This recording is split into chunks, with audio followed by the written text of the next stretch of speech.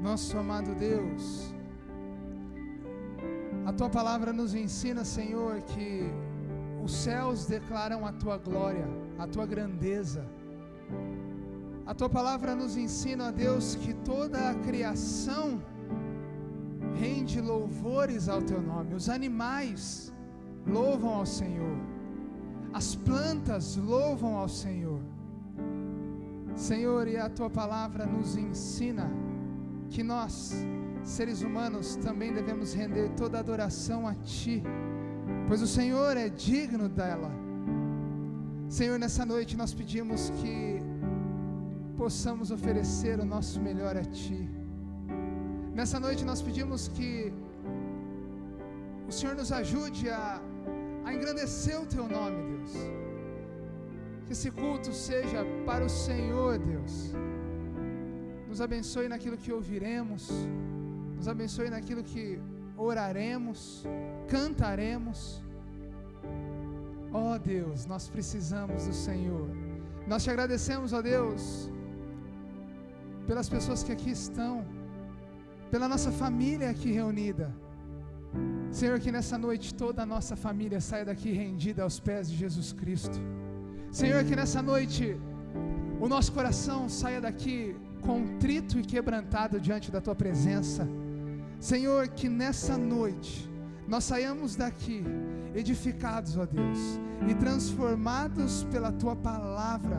Nós clamamos a Ti, ó Deus, reina sobre nós, opera em nós por meio do Teu Santo Espírito.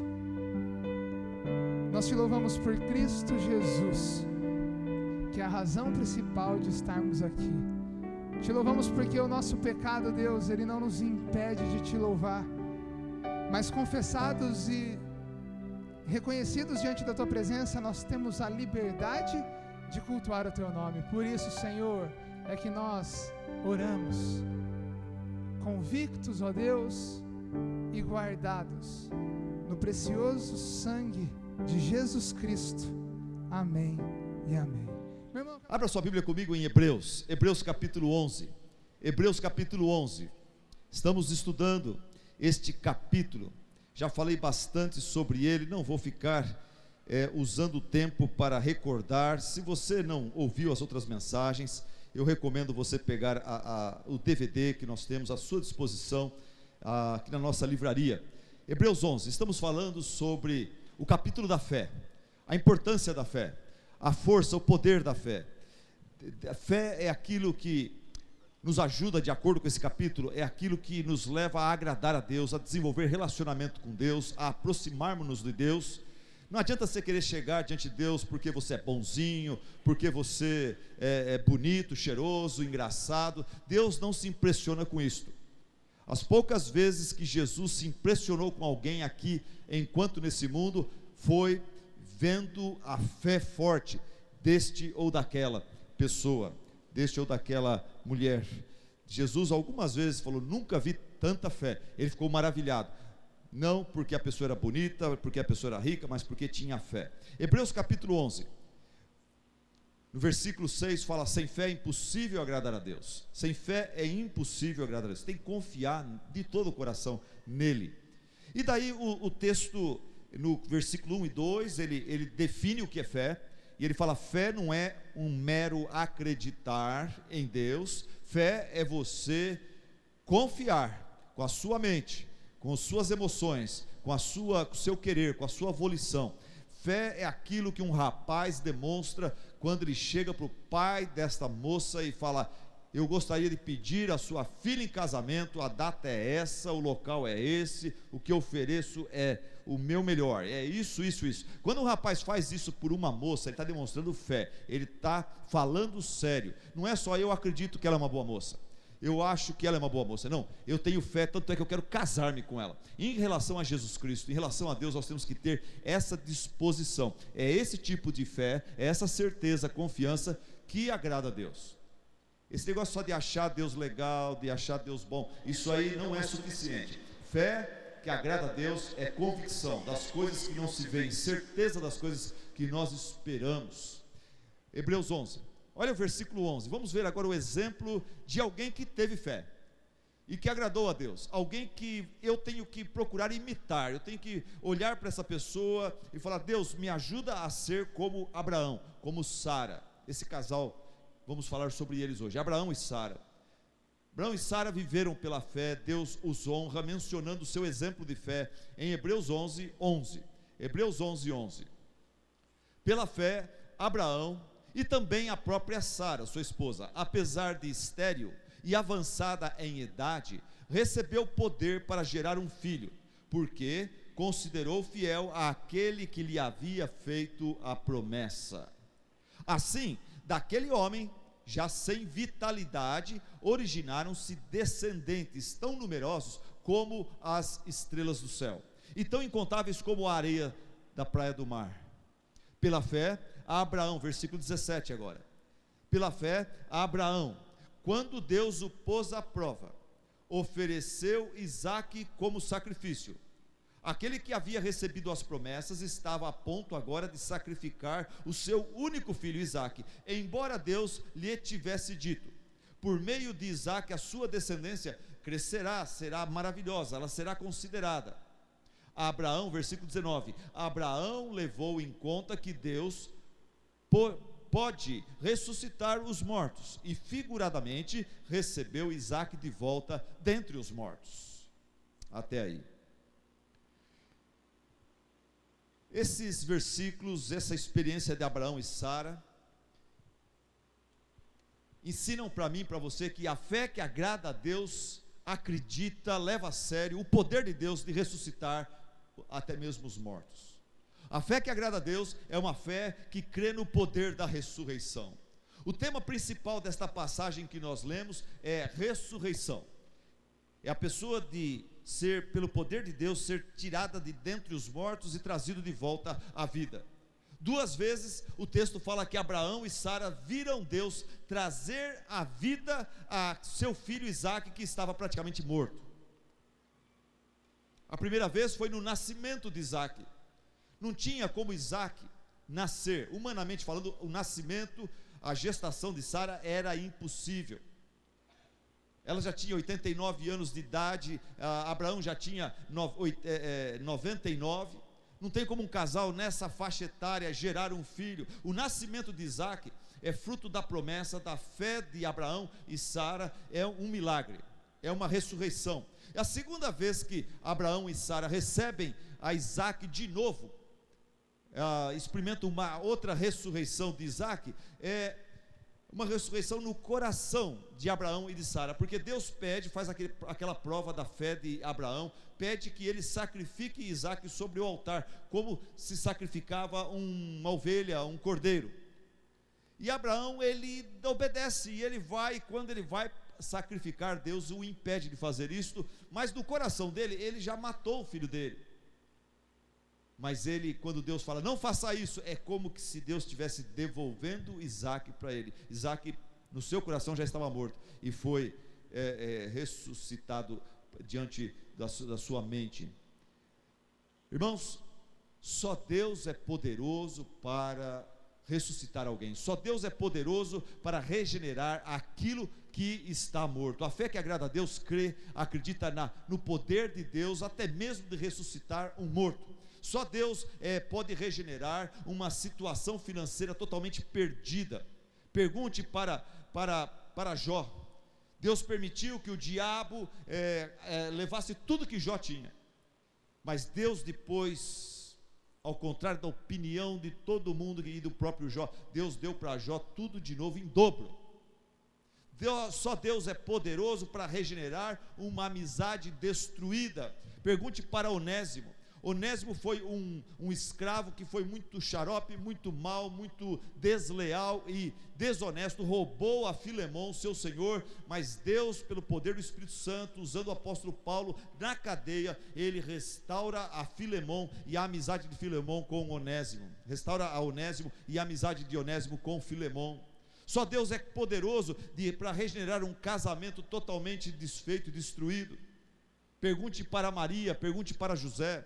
A Bíblia fala que José já tinha no coração decidido: eu vou deixar essa minha esposa, eu nem tive relações sexuais com ela já está grávida, ela me traiu, eu vou deixá-la, vou abandoná-la. Mas Deus interferiu na vida de José e restaurou aquele casamento que já estava destruído. Só Deus é poderoso para regenerar um caráter totalmente desvirtuado. Pergunte para Raabe. Raabe era uma prostituta, ela tinha uma casa de prostituição na sua casa, mas Deus com poder a visitou, isso lá no Velho Testamento, e Raabe, ela foi salva pela fé, ela foi perdoada dos seus pecados, ela foi inclusa no povo escolhido de Deus. Pergunte para Zaqueu. Zaqueu era uma pessoa que tinha uma fama muito ruim, mas Deus com seu poder restaurou o caráter de Zaqueu, a integridade dele, restaurou o testemunho dele. Só Deus é poderoso para restaurar uma saúde condenada. Pergunte para Ezequias, rei Ezequias. O próprio Deus havia falado para ele: você vai morrer, você não tem mais, a sua vida aqui na terra está chegando ao fim, você vai morrer dessa doença. E ele chorou, ele virou o rosto para o lado da parede, na sua cama, talvez de vergonha, para que os seus súditos não vissem o rei chorando. E ele chorou e ele orou e pediu de Deus por misericórdia, e Deus lhe deu mais 15 anos de vida. Só Deus é poderoso para ressuscitar, para restaurar as pessoas de situações incríveis. Só Deus é poderoso para ressuscitar alguém dentre os mortos. Pergunte para aquela viúva de Naim e fale para ela como é que Jesus ressuscitou o seu filho, seu único filho, dentre os mortos. A procissão ia pela estrada, essa viúva, o único filho dela, aquele que seria talvez a garantia do futuro dela, que poderia crescer e cuidar dela na sua velhice, ele havia falecido. Mas quando aquele velório encontra-se com Jesus e seus discípulos e uma multidão que vinha na posição contrária, quando a procissão da morte encontrou com a procissão da vida, o que aconteceu? Aconteceu o milagre da ressurreição, e Jesus trouxe à vida de volta o filho da viúva de Naim. Pergunte para Marta e Maria, como é que foi, o que aconteceu com o seu irmão Lázaro, como que ele morreu e ficou sepultado por 3 dias, mas depois vem Jesus, aparentemente atrasado, de acordo com a oração e a perspectiva delas, mas quando ele chega, ele ressuscita Lázaro dentre os mortos. E o próprio Jesus, pergunte para as pessoas qual é um dos maiores feriados celebrados no mundo ocidental. Qual é um dos maiores feriados? E eles vão te dizer: é o Natal, nascimento de Jesus, e a Páscoa, ressurreição de Jesus. Porque o Espírito Santo, Deus na força do Espírito Santo ressuscitou Jesus dentre os mortos. Só Deus pode ressuscitar situações perdidas, situações impossíveis, e transformá-las em situações maravilhosas. Não tem como, eu diria para você, eu cheguei nessa conclusão: não tem como a gente vencer a luta nesta vida, vencer os desafios dessa nossa existência passageira aqui na terra, se não for com a fé no Senhor e no poder que Ele tem de até mesmo ressuscitar os mortos. Se você não crer no poder de Deus, de transformar impossíveis em bênçãos, você não vai conseguir viver essa vida, você não vai conseguir curtir essa vida e louvar a Deus e viver na alegria, como o irmão Lino acabou de falar aqui, na alegria do Espírito Santo. Por isso Paulo, quando ele orava pela igreja que ele começou lá na cidade de Filipos, ele fala: olha, eu oro para que vocês venham a conhecer 2 coisas, vocês venham a conhecer a pessoa do Senhor Jesus e o poder dele, da ressurreição dele. Vocês venham conhecer a pessoa do Senhor Jesus e o poder da sua ressurreição. Vocês precisam conhecer essa fonte de força, de poder, que transforma uma vida previsível, uma vida sem graça, numa vida gostosa, numa vida cheia de novidades, e cheia de alegria, de aventura e de bênção. Poder da ressurreição de Cristo, o poder, o apóstolo Paulo fala mais tarde nessa carta, o poder daquele que é poderoso para fazer infinitamente mais do que tudo que pedimos ou pensamos. Tal poder está à disposição de todo cristão, tal poder está à disposição de todos os que creem nas promessas de Deus e se submetem ao seu governo. Quem sabe hoje é o seu dia.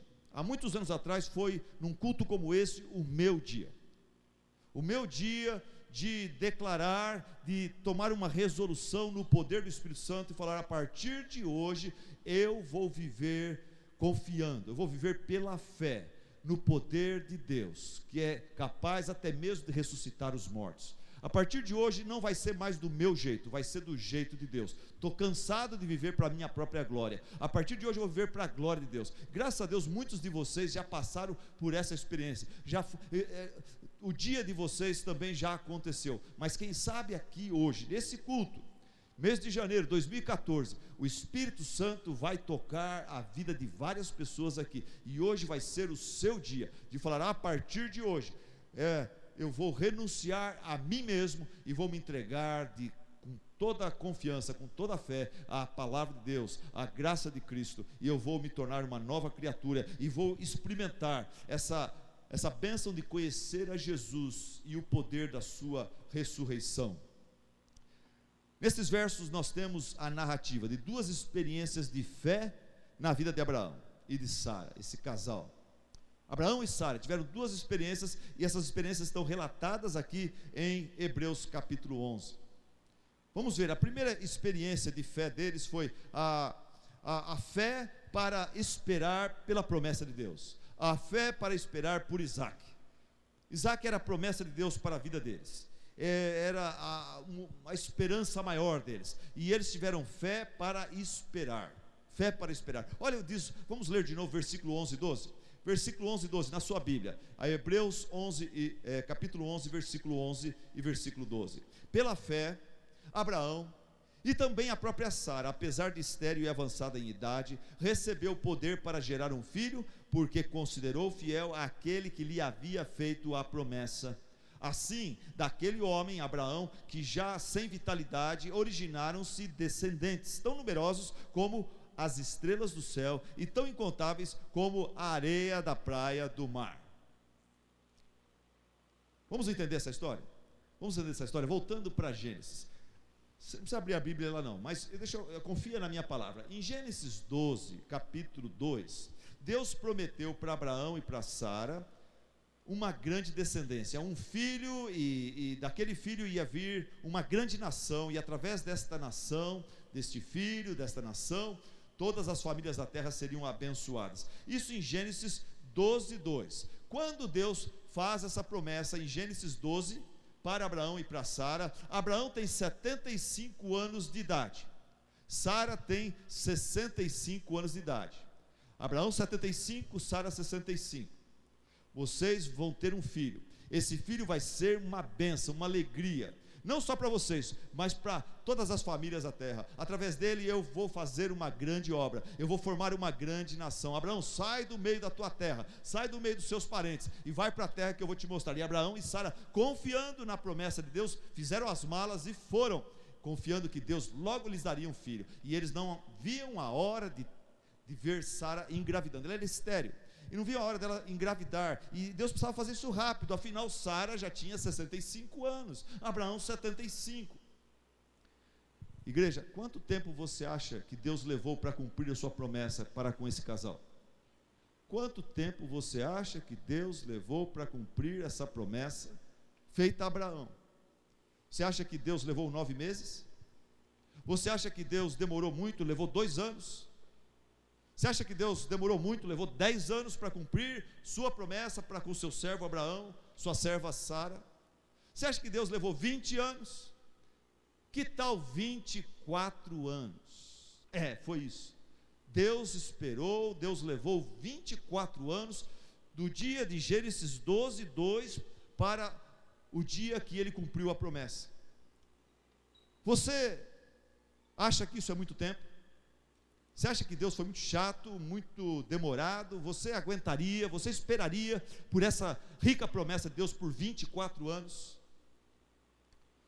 Eu estava lembrando, quando eu pensei nisso, eu estava estudando esse texto, que quando eu tinha 15 anos de idade, eu senti o chamado de Deus para o ministério. Eu sentia a vontade de se tornar um pastor. Começou ali, depois de 16 anos, a coisa foi aumentando. Mas é interessante, eu só fui ser pastor de uma igreja, como pastor, assim, sênior de uma igreja, foi aos 40 anos. Deus levou 20 e tantos anos para cumprir a sua promessa e falar: agora você está preparado para assumir uma igreja. Você queria ser pastor aos 15 anos? Eu coloquei esse desejo no seu coração, mas você precisou de tantos anos para ser preparado, 25 anos. Agora você pode assumir uma igreja. Cuidado.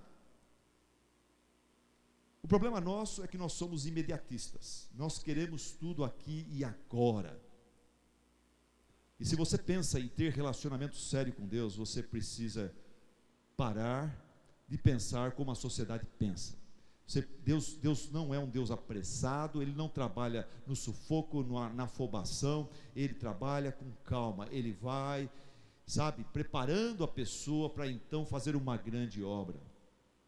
O meu mentor, pastor Ricardo Denman, que faleceu o ano passado, no seu funeral falaram uma coisa interessante acerca do seu ministério. Ele trabalhou por 30 anos no Amazonas, na beira do rio Amazonas lá, tinha um barco, ele plantava igrejas, ele evangelizava os ribeirinhos, as pessoas que moram na beira do rio, 30 anos, depois ele veio para São Paulo, começou a publicar livros, começou a organizar conferências, daí eu conheci ele. Isso há 30 anos atrás eu conheci o pastor Ricardo, me casei com a Vanger, que foi evangelizada por ele.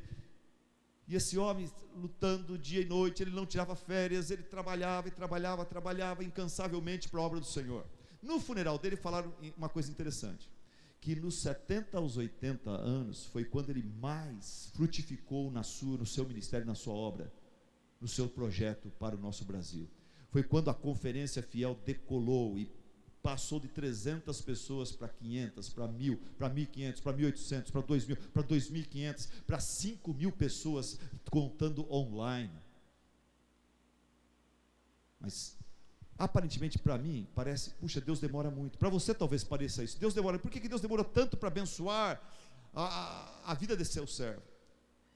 Se Deus talvez tivesse feito isso antes, irmãos, eu não sei se o irmão pastor Ricardo teria a estrutura, a maturidade, a espiritualidade para não deixar que isso subisse na sua cabeça.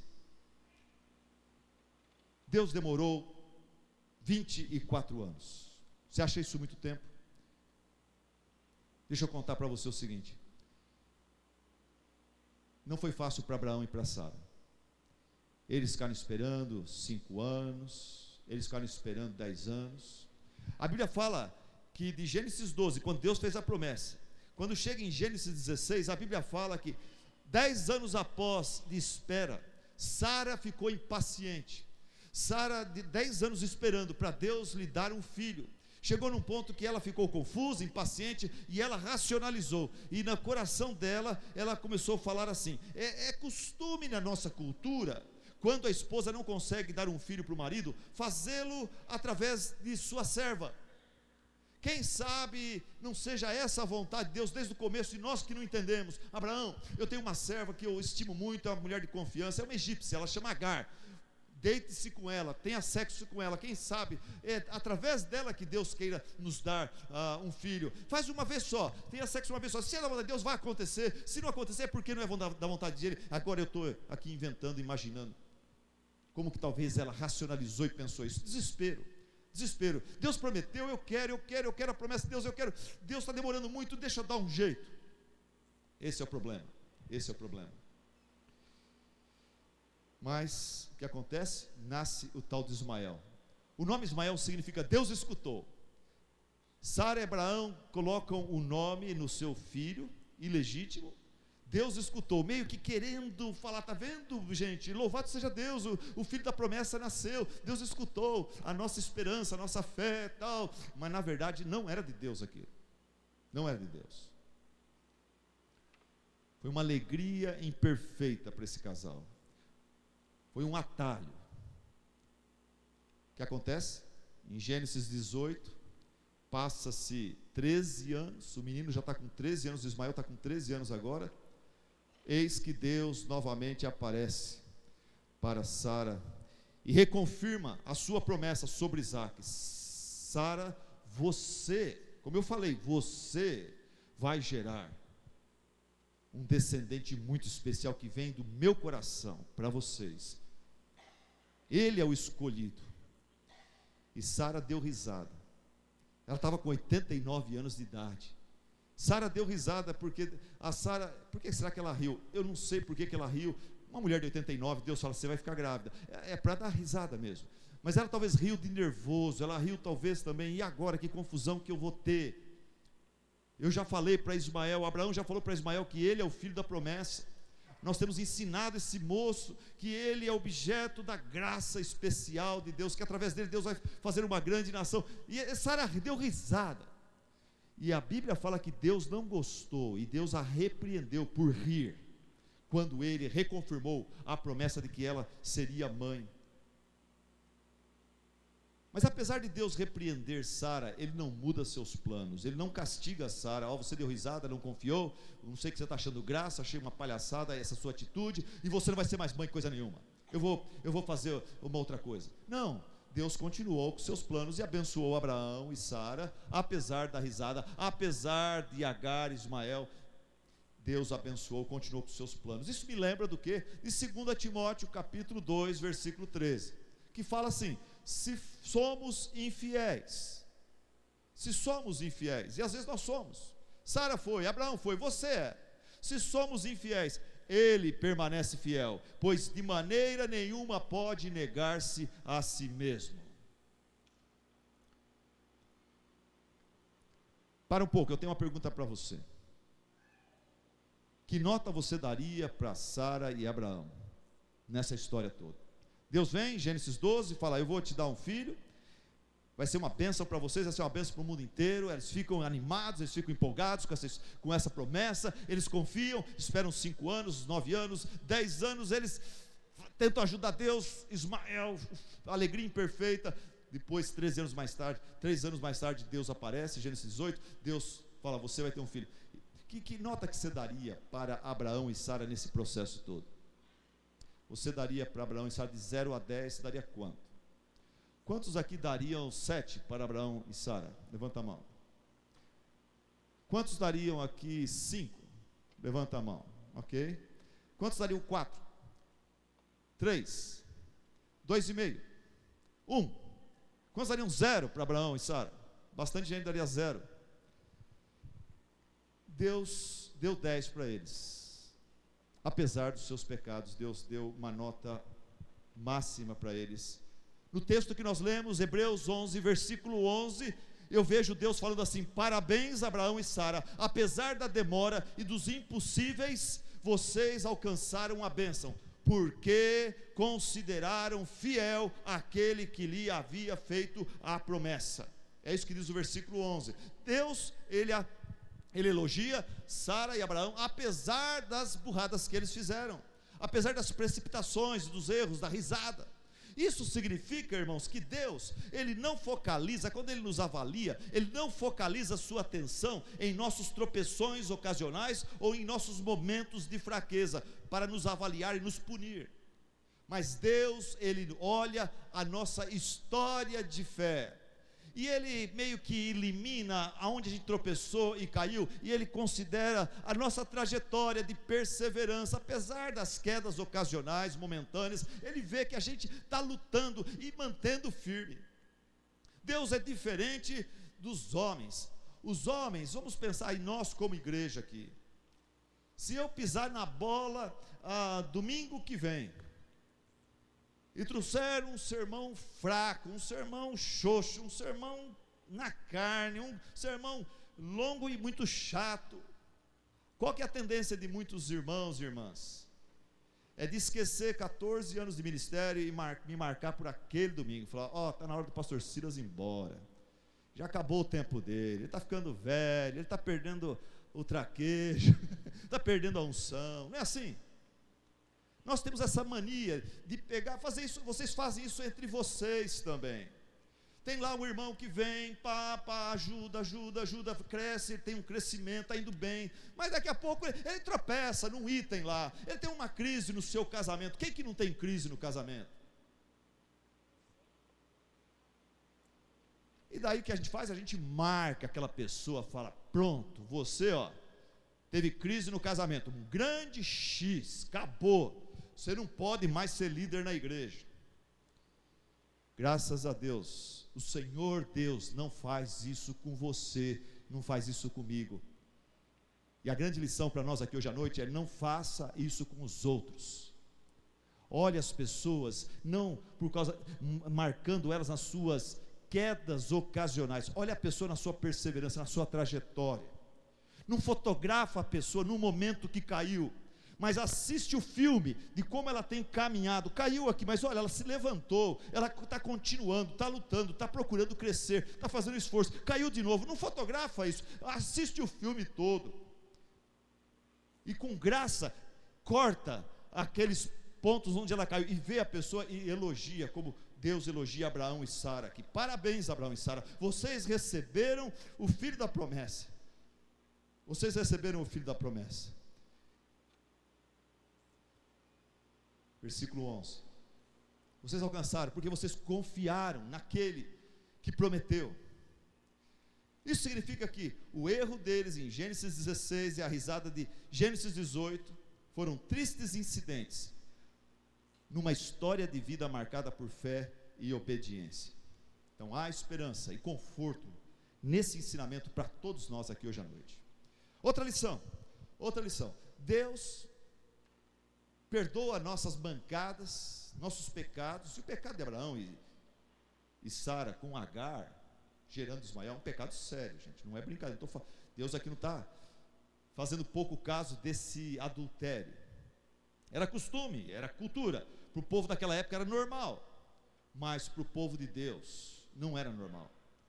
Assim como hoje, tem muita coisa que para a nossa cultura, tem muita coisa que para o povo de Tupã aqui é normal, mas para nós, filhos de Deus, servos de Deus, não é normal.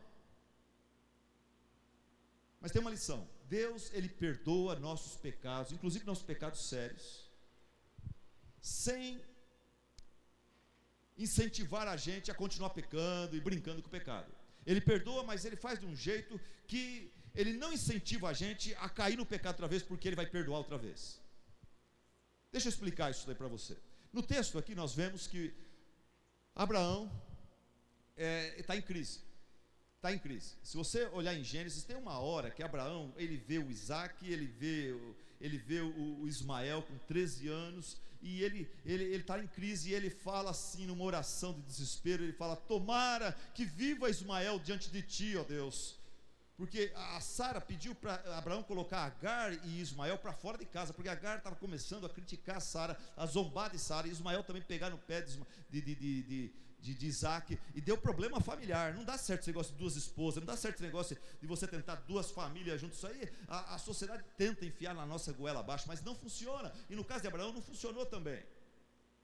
E chega uma hora que a esposa Sara fala: eu quero essa minha serva, eu quero ela ser egípcia, eu quero ela para fora daqui. E Abraão pegou amor por aquele filho Ismael, e ele está em crise. Ele fala: tomara que viva Ismael diante de ti, Senhor. Nessa sua oração, Abraão revela que Deus perdoou o seu pecado, tanto é que continua usando-o para levar o projeto com Isaac adiante, mas Deus não tirou dentro dele essa consciência marcada e pesada, lembrando ele do seu pecado. Quando ele fala: tomara que viva Ismael diante de ti, Senhor, Abraão revela que dentro do seu coração tinha uma luta entre o fruto de sua fé e o fruto da sua incredulidade. O fruto da sua fé, Isaac, o fruto da sua incredulidade, Ismael. Quando ele fala esta frase: tomara que viva Ismael diante de ti, Senhor, ele revela que no seu coração havia uma luta entre o seu passado e o seu futuro, o espiritual e o natural, a sua vontade imperfeita e a vontade perfeita de Deus. Deus, nessa vida aqui, a lição que eu aprendi aqui é a seguinte: aprenda você também. Nesta vida aqui, Deus sempre perdoa nossos pecados quando nós nos arrependemos. Por pior que seja o pecado, Deus sempre nos perdoa os pecados, mas nem sempre Ele elimina as consequências desses pecados, para que a gente aprenda a não pecar outra vez. Nesta vida, Deus sempre perdoa. Não sei o que você fez, você pode ter feito uma coisa horrenda, horrível, mas se você está arrependido, Deus te perdoa, mas Ele nem sempre elimina as consequências daquele pecado, para você ficar esperto e não ser tentado a pecar outra vez, abusando da graça de Deus, porque nós somos folgados e folgados mesmos, e a gente precisa às vezes de lembretes.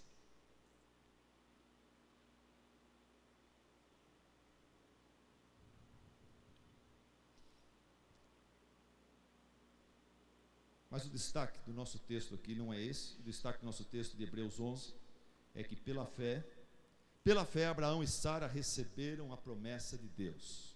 Pela fé, Abraão e Sara receberam Isaque, filho legítimo, filho da velhice, herdeiro da aliança, linhagem de Jesus. A grande lição aqui é que o poder que resolve as misérias humanas está nas promessas de Deus, e estas são alcançadas pela fé. Essa é a grande lição. Abraão, Sara, eles ensinam para mim e para você aqui que o poder que resolve as misérias humanas está nas promessas de Deus, e estas são alcançadas pela fé. Repita comigo essa frase. Eu falo um pedaço, você fala outro, mas fala forte para acordar, quem sabe um irmão na sua frente que está meio que dormindo. Então vamos lá. O poder que resolve as misérias humanas está nas promessas de Deus, e estas são alcançadas pela fé. Amém. Você está ligado? Ligado.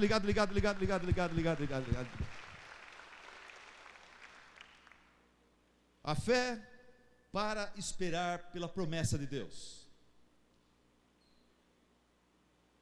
Primeira experiência de Abraão e Sara. Eles tiveram fé para esperar pela promessa de Deus. 24 anos, gente. Fino, quanto tempo está esperando pela esposa? 40 anos. Você já passou da época, então está na hora já. Acho que está aqui hoje à noite. Fica na porta comigo lá, nós vamos descobrir. Deus vai revelar hoje à noite. Não, 40 anos. Você está com 40. Não. Falta 4 anos, Fino. Falta 4 anos. De acordo com a experiência de Abraão, você está com 40, a partir dos 20, né? Esperando pela noiva. Falta mais 4 anos. Quem sabe Deus te dá a namorada, depois noiva, e daqui a 4 anos nós celebramos o casamento. Fé para esperar por Isaque. Segundo ponto dessa mensagem é fé para entregar Isaque. Esse é o último ponto, fica tranquilo. Hoje não tem 3, 4, 5 pontos não, só 2. Fé para esperar por Isaque. Fé para esperar pela promessa de Deus. Abraão e Sara, eles incentivam eu e você a ficar firme, não se desesperar, fica firme. A promessa de Deus para a sua vida pode estar tardando aos seus olhos, pode estar demorando, mas vai chegar, vai vir. Segunda lição deles para mim e para você é que fé para entregar e consagrar Isaque a Deus. Fé para receber, para esperar e receber, fé para entregar, fé para consagrar essa grande bênção chamada Isaque a Deus. Olha o versículo 17 e 19 comigo de novo. Hebreus 11, 17. Pela fé, Abraão, quando Deus o pôs à prova, ofereceu Isaque como sacrifício. Aquele que havia recebido as promessas estava a ponto de sacrificar o seu único filho, embora Deus lhe tivesse dito: por meio de Isaque a sua descendência será considerada. Abraão levou em conta que Deus pode ressuscitar os mortos, e figuradamente recebeu Isaque de volta dentre os mortos. Vamos entender esses versos? Rapidamente. Irmãos, Isaque foi a realização da promessa maravilhosa de Deus para a vida desse casal. Eu pergunto para você, qual a maior bênção realizada na tua vida até hoje? Tem alguma promessa de Deus que se realizou na sua vida? Qual que foi a maior? Qual foi a maior promessa que você já recebeu de Deus? Entrar numa faculdade, terminar uma faculdade? Graças a Deus por isso. Foi um emprego que você gosta, que você está se dando bem, que você se realiza lá, graças a Deus por isso. Foi uma empresa, abrir uma empresa, não trabalhar para alguém, mas ser patrão. Essa foi a grande promessa de Deus para a sua vida. Uma namorada, uma esposa, um marido, uma casa própria, essa é uma grande promessa, você aguardava do Senhor, e ela se realizou. Para Abraão e para Sara foi Isaque. A grande promessa de Deus para Abraão e Sara foi Isaque. Isaque era o que lhes dava maior alegria na sua vida. Mas sabe uma coisa? Promessas realizadas se constituem num perigo, numa ameaça, num problema. Você sabia disso? Grandes bênçãos de Deus representam uma grande tentação, um grande perigo para nós. Promessas realizadas precisam ser administradas com muita sabedoria, pois facilmente se transformam em ídolos e idolatria na nossa vida. Por isso a Bíblia fala nesse texto que pela fé Abraão, quando Deus o pôs à prova, Deus provou a fé de Abraão. Por quê? Porque Abraão, ele esperou e recebeu uma grande promessa, Isaque, o filho da sua velhice, o filho da promessa, um menino que encheu o seu lar, seu coração de tanta alegria, da sua esposa também. A tentação deles agora seria o quê? Idolatrar essa criança e esquecer-se de Deus, ou colocar Deus em segundo plano. Por isso Deus o coloca à prova. Promessas realizadas precisam ser administradas com muita sabedoria, pois facilmente se transformam em ídolos, em concorrentes para Deus. Eu tenho certeza que hoje à noite aqui eu estou falando com alguém que está vivendo esse pecado. Deus te abençoou com algo muito legal, e você, ao receber essa bênção, devagar se esqueceu de Deus. Você está agora adorando a bênção e não aquele que te abençoou. O diabo conseguiu transformar, ou você mesmo conseguiu transformar uma bênção em maldição. Eu queria que você soubesse que isso é sério. Por isso eu quero citar esse versículo de Malaquias 2, capítulo 2.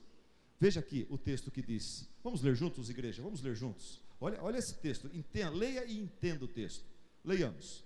Se vocês não derem ouvidos e não se dispuserem a honrar o meu nome, diz o Senhor dos Exércitos, lançarei maldição sobre vocês, e até amaldiçoarei as suas bênçãos. Aliás, já as amaldiçoei, porque vocês não me honram de coração. O povo no tempo de Malaquias estava numa fase boa, de prosperidade. Israel nunca teve tão bem como estava naqueles dias. O que aconteceu? O povo com a barriga cheia, todo mundo engordando, casa bonita, carro na garagem, dinheiro para viajar, para comprar uma roupinha melhor, tal, poupança, investimento. O povo se esqueceu de Deus. Deus fala: se vocês não me derem ouvido e não se dispuserem a honrar o meu nome, lançarei maldição sobre vocês, e até amaldiçoarei as suas bênçãos. Aquilo que eu dei para vocês, o Isaque que eu dei para você, eu vou amaldiçoar ele, porque ele se transformou numa praga para você. Em vez de bênção, você, em vez de se agarrar mais em Deus e levar Deus a sério e consagrar o Isaque para a glória de Deus, você se namorou do Isaque e esqueceu de Deus. Você está que nem aquele sobrinho chatinho, mal educado, que o tio vem na festa de aniversário dele, traz uma bicicleta, um videogame, e o menino mal desobrigado e agarra o videogame e não quer tirar fotografia com o tio, não quer ir no colo do tio, não quer agradecer o tio, não quer a presença do tio, é mal criado com o tio. Quando o tio entra no quarto para ver se está gostando do brinquedo que o tio trouxe, sai daqui, eu estou curtindo o meu brinquedo. Uma criança dessa precisa apanhar, e é isso que Deus faz com crentes que se apaixonam por promessas, bênçãos maravilhosas que Ele nos dá. Isso é uma infantilidade, é um grande erro. Não faça isso, meu irmão. Por isso no verso 17 Deus prova Abraão. Deus prova Abraão. Não é isso que fala, versículo 17? Pela fé Abraão, quando Deus o pôs à prova. Deus coloca Abraão à prova. Deus não tentou Abraão, Deus provou. É diferente. O diabo tenta a gente, Deus, ele prova a gente. Qual a diferença? Quando o diabo tenta a gente, o objetivo dele é nos derrubar, é nos desmoralizar, é nos levar para longe de Deus. Quando Deus nos prova, Ele está visando nos fortalecer, mostrar nossos pontos fracos, nos levar à dependência maior dEle, nos levar ao crescimento e confirmar a nossa fé. Qual foi o grande teste? Qual foi a prova que Deus deu para Abraão? Gênesis 22, 1. A grande prova que Deus fez para Abraão. Deus disse para Abraão: Abraão, toma teu filho, teu único filho, Isaque, a quem você ama. Eu estou vendo que você ama demais esse menino. E vai-te à terra de Moriá, oferece-o ali em holocausto, sobre um dos montes que eu te mostrarei. E Abraão provavelmente teve o momento mais sóbrio da sua vida. Pensou, ficou muito chocado com tudo aquilo. Deus me deu, agora Deus está pedindo que eu entregue, que eu faça um sacrifício, um altar de sacrifício, e mate meu filho, queime meu filho na presença dele.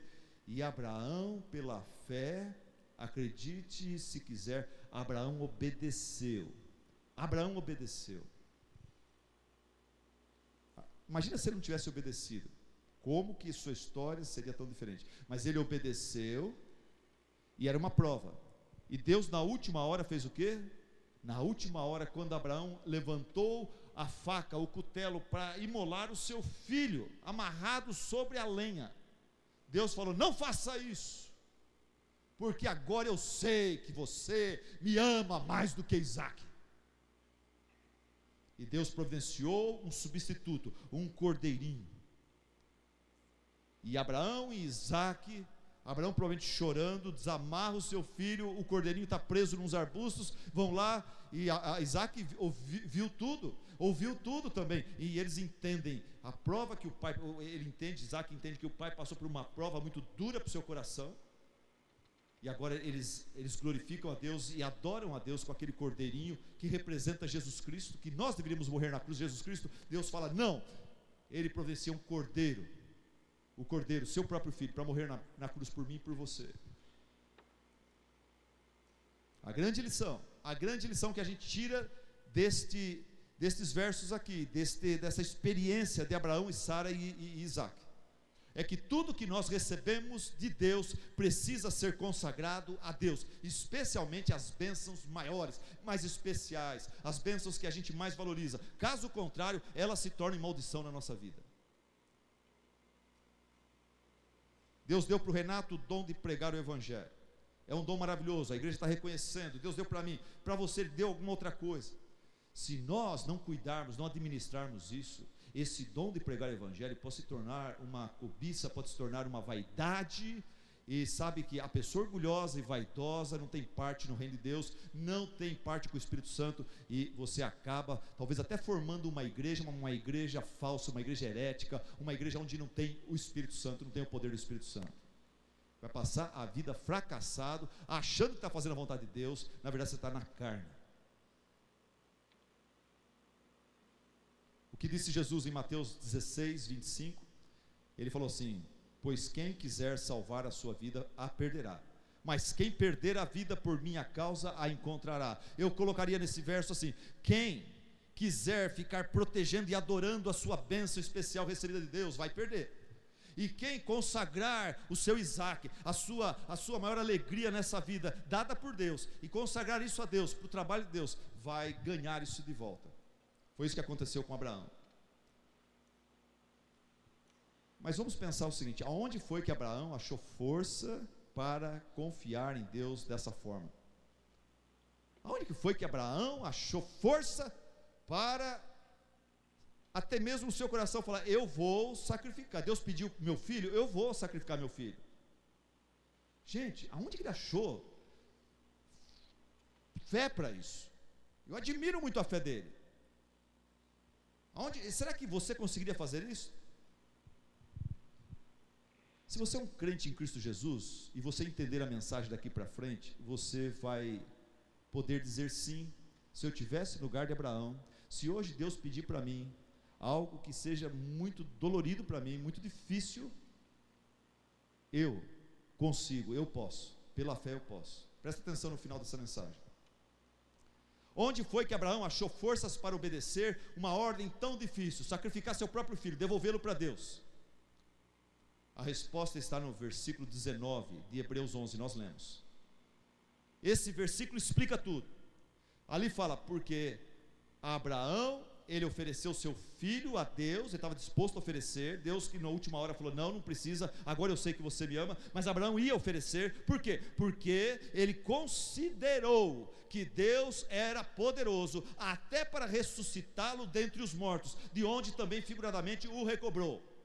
Você entendeu esse verso?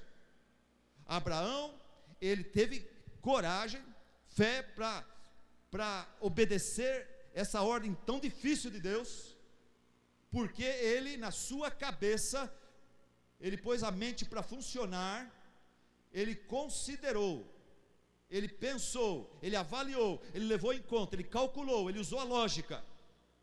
Alguém falou assim: a fé parece contrária à razão, mas tem uma razão que nasce da fé. Abraão, ele usou uma razão que nasce da fé. O que Abraão pensou, gente? Abraão pensou assim: olha, o que eu sei? Eu não estou entendendo porque que Deus está pedindo o meu filho. Ele deu, falou que vai fazer uma grande nação, agora está pedindo. Eu não estou entendendo isso. Eu estou ficando, para mim, a princípio é loucura, mas deixa eu ver o que eu entendo. Deixa eu ver o que eu entendo, deixa eu entender Deus também. Primeiro, eu sei que Deus é soberano, eu sei que seus planos não podem ser frustrados. Amém? Amém, igreja? Amém. Outra coisa que Abraão pensou, ele pensou assim: Deus, eu sei que Ele é fiel, e eu sei que Ele sempre cumpre suas promessas. Amém, igreja? Depois Abraão pensou: ok, Deus é soberano, seus planos não podem ser frustrados, Deus é fiel, Ele sempre cumpre suas promessas. Em terceiro lugar, ele falou: ok, Ele prometeu que através de Isaac, esse meu único filho, se formaria uma grande nação. Então Isaac não pode morrer. Caso eu tire a vida de Isaac em obediência à ordem absurda de Deus aos meus olhos, absurda, se eu tirar a vida de Isaac, é porque Deus então vai ressuscitá-lo dentre os mortos, porque a promessa dele vai ter que se cumprir. Para isso ele manda eu matar, porque ele vai ressuscitar Isaac dentre os mortos. Então eu vou em frente, eu vou obedecer a Deus.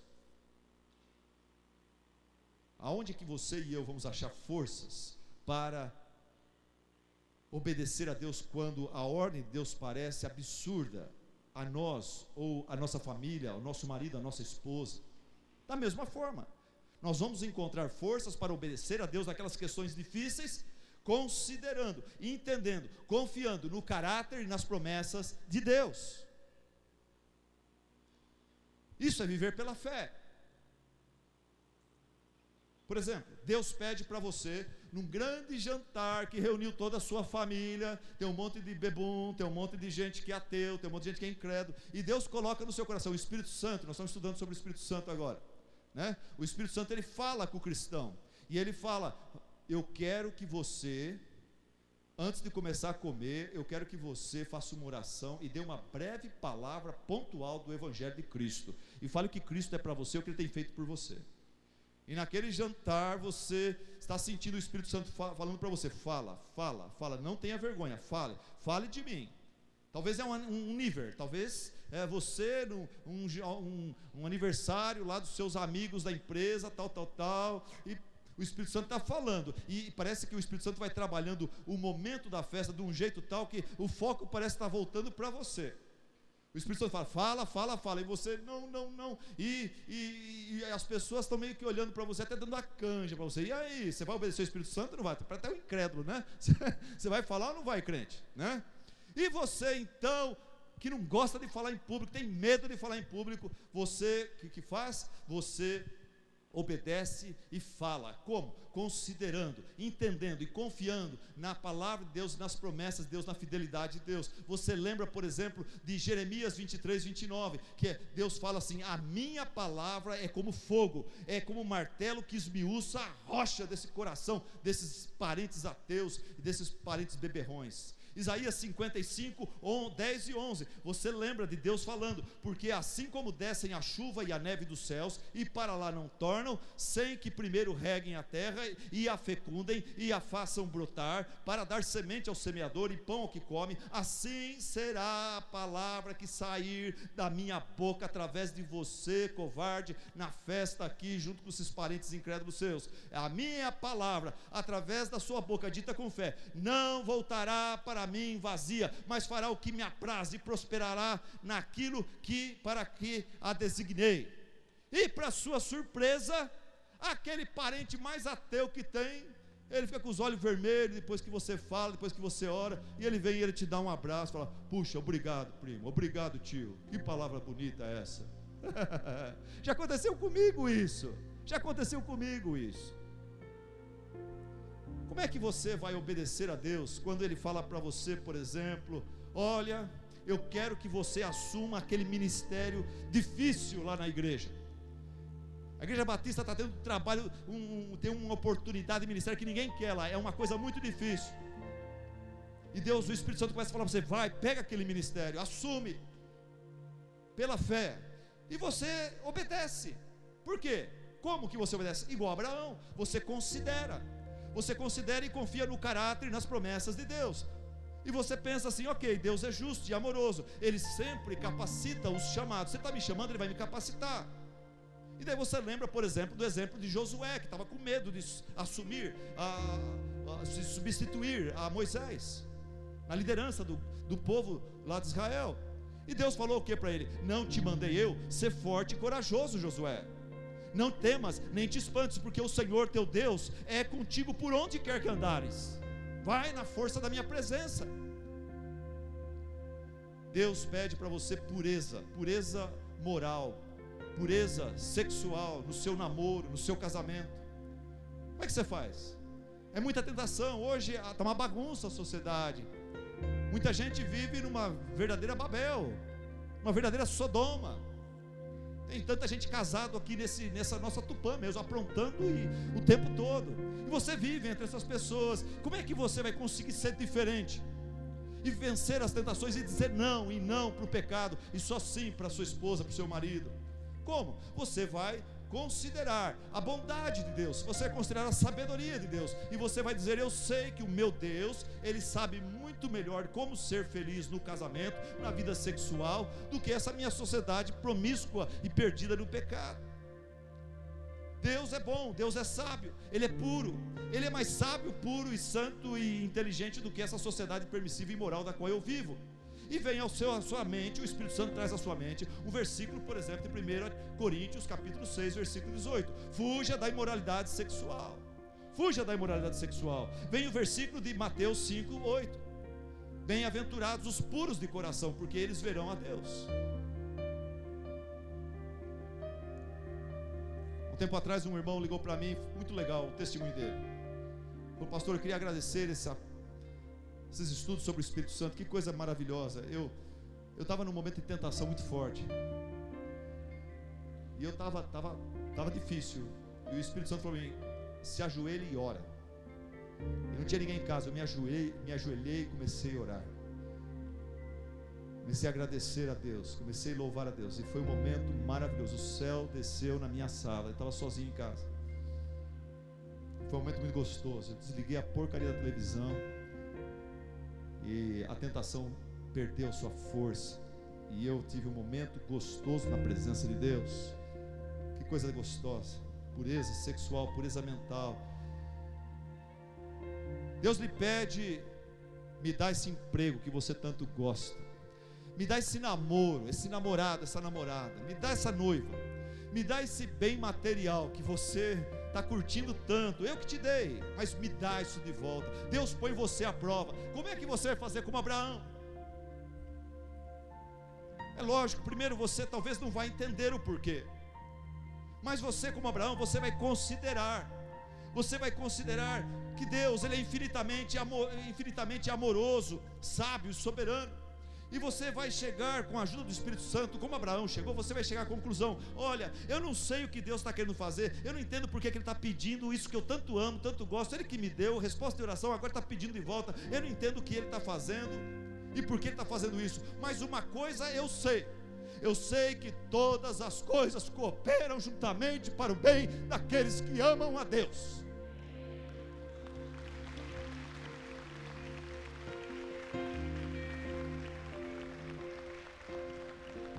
E mesmo sem entender, eu vou obedecer e acabou. Eu vou obedecer e alegrar o coração do Pai. Ou então você medita no valor incomparável da pessoa de Cristo na sua vida, em relação a esse bem, a esse namorado, a essa empresa, ou que esse emprego que for. E você vai chegando àquelas conclusões de Davi, no Salmo 63, onde ele fala que o amor de Deus e a presença de Deus na sua vida é melhor do que a saúde, do que a própria vida. No Salmo 73 ele fala: qual é o meu maior tesouro aqui na terra ou lá no céu? E a resposta é o Senhor Deus, meu Criador, meu Pai. Daí ele fala: bom é estar junto a Deus.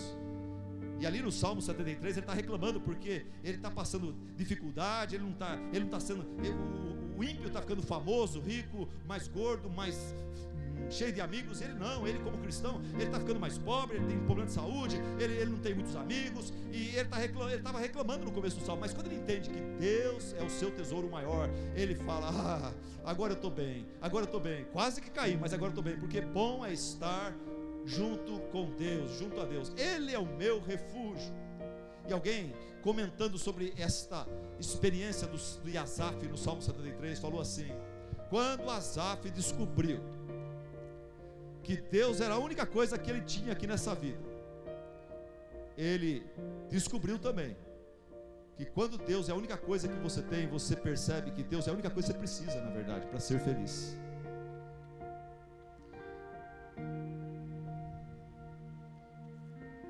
Ouvinte, Deus tem uma promessa especial para cada um dos seus filhos. Para Abraão foi um filho na sua velhice. Para você pode ser um ministério, para você pode ser um projeto, na sua vida profissional, na sua vida pessoal, na sua vida ministerial. Para você pode ser uma grande oportunidade. A promessa de Deus, talvez para você que você está esperando ou já recebeu, é a salvação de um ente querido. Talvez seja a restauração de um casamento. Talvez seja uma nova página, uma nova disposição espiritual que você não teve, mas você quer ter. Você já recebeu ou vai receber ainda. E essa promessa que você tanto deseja, tanto valoriza, se você já recebeu, o texto ensina, o texto manda que eu fale para você, com a autoridade das Escrituras, que eu diga para você o seguinte: irmão, você já recebeu a tua grande promessa, o teu Isaac? Então consagre essa bênção, coloque essa bênção no altar de Deus, e nunca permita que ele se torne, ou ela se torne, ou isso se torne uma idolatria na sua vida. Outra palavra, para você que está aguardando pelo livramento, pela bênção, pela promessa, pelo Isaac de Deus na sua vida. Você está aguardando, não chegou ainda. Ore a Deus hoje à noite, para que Ele te dê paciência para esperar, força para esperar, com paciência, com fé e com alegria. Deus não gosta de filho que espera com a cara feia. Eu sou pai e eu nunca gostei com as minhas filhas quando eu falava espera, e elas tinham uma atitude errada. Sabe o que eu fazia? O que vocês talvez fizeram já com seus filhos também. Agora porque está de cara feia, agora que não vai receber mesmo. Eu ia fazer, agora não vou fazer mais. Não tem uma boa atitude, então não merece a bênção. Pá, fechou o tempo com vocês. Então ore a Deus. Você está esperando a promessa de Deus? Você está esperando de Deus uma coisa totalmente nova na sua vida, uma grande oportunidade, uma grande bênção, que é só o poder de Deus mesmo que pode realizar? Então tenha uma boa atitude, aguarde com fé, com alegria, com uma boa atitude. Vai servindo a Deus da melhor forma enquanto a bênção não chega. Terceira palavra. Alguém está olhando para mim agora e está me dizendo assim: pastor, esse não é o meu problema. Eu não estou aguardando promessa nenhuma, não recebi promessa nenhuma. O meu problema, pastor, é que eu ainda não sou filho de Deus. Pastor, o meu problema é que eu ainda vivo nos meus pecados. Eu vivo para a minha própria glória. Eu não vivo para a glória de Deus. Eu sou membro da igreja, mas eu estou perdido. Pastor, o meu problema é que eu ainda estou escravizado a alguns pecados. Eu sou orgulhoso, eu sou vaidoso. Tanto é que eu vivo criticando os outros, porque o orgulhoso só faz isso. Eu me acho, pastor. Por quê? Porque eu sou orgulhoso. Eu vejo um monte de gente, eu critico um monte de gente. Eu sou orgulhoso, pastor. Pastor, meu problema é que eu não sou filho de Deus ainda. Como é que eu vou esperar uma promessa de Deus, uma bênção de Deus? Eu não conheço a Jesus ainda. Eu não conheço o poder de Deus de ressuscitar a Jesus dentre os mortos. Mas eu estou aqui hoje à noite. Deus me trouxe aqui, pastor, e eu quero que Deus faça um milagre na minha vida. Eu quero ser um cristão de verdade. Eu quero o milagre da regeneração, pastor, que só o Espírito Santo de Deus pode fazer. Se essa é a tua atitude, se essa é a tua posição hoje à noite, eu recomendo para você essa oração, uma oração que agrada a Deus. Faça essa oração, chegue para Deus hoje à noite e fala: Senhor Deus, se o Senhor olhar para mim, se o Senhor olhar para dentro de mim, o Senhor não vai ver nada de bom. mas um desejo eu tenho, de ser transformado. Eu preciso tanto do teu amor. Dá-me, Senhor, o teu perdão. Dá-me um novo coração. Dá-me um novo coração, meu Deus. Faz por mim o que eu não posso fazer por mim mesmo. A igreja conhece e vai te ajudar a fazer esta oração. Querido e amado Deus, continua tocando os nossos corações, Senhor. Continua operando salvação, Senhor, naqueles que ainda não são salvos. Quebrantamento, Senhor. Arrependimento, Senhor, de viverem para a sua glória pessoal e não para a tua glória, Senhor.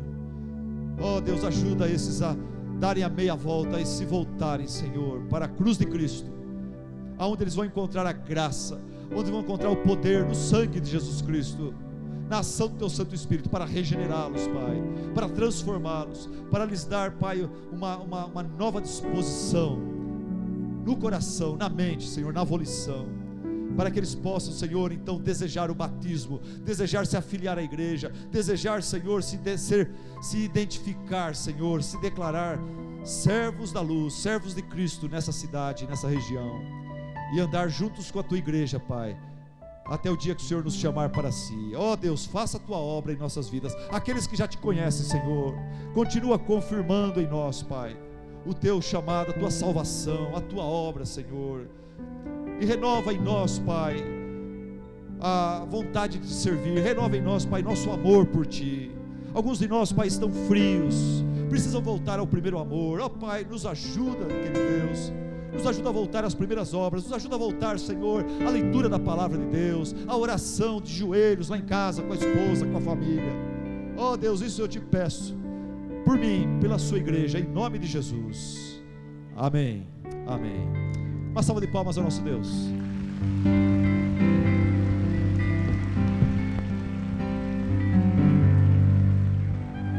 Amém, amém, amém. Quero convidar você a dar a mão para as pessoas aí do seu lado. Vamos unir aqui o corredor, nós vamos orar, clamando a Deus pelo final do nosso culto, clamando a Deus pela nossa família nessa semana, pelos desafios que temos. Vamos orar ao Senhor. Nosso querido Deus, nosso amado Pai, a Ti, Senhor, nós queremos louvar por essa noite. A Ti nós queremos exaltar, pois é o Senhor quem gera em nós a fé. E nesse momento, Deus, como Tua igreja, como famílias aqui reunidas no nome de Jesus, nós queremos pedir a Deus que o Senhor nos leve rodeados pelo Teu amor, nos conduza nesse amor, ó Deus. Nós queremos clamar, ó Deus, que o Senhor nos sustente na graça do nosso Senhor Jesus Cristo, que dá a nós uma identidade de vida, proteção, segurança, salvação. Nós queremos pedir a Deus e clamar ao Senhor, que nessa semana possamos desfrutar, ó Deus, ser orientados pela comunhão do Teu Santo Espírito, pois somos Teu povo, ó Deus, somos Tua igreja, nação santa pelo Senhor Jesus Cristo, sacerdócio real, e a Ti, Senhor, nós oramos, a Ti, Senhor, nós exaltamos, pois tudo isso, Senhor, nós fazemos no nome do nosso Senhor Jesus Cristo, e toda a igreja diga amém. Deus os abençoe, uma boa semana, vamos na graça e na paz do nosso Senhor Jesus.